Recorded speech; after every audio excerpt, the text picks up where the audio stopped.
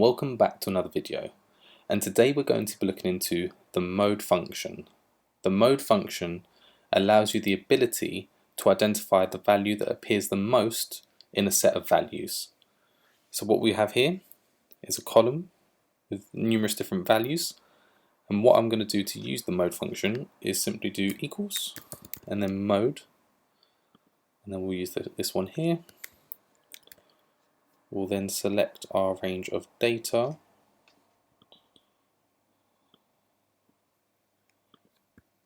and then as simple as that, we can see that the number 8 is the value that appears the most within this set of values and this range.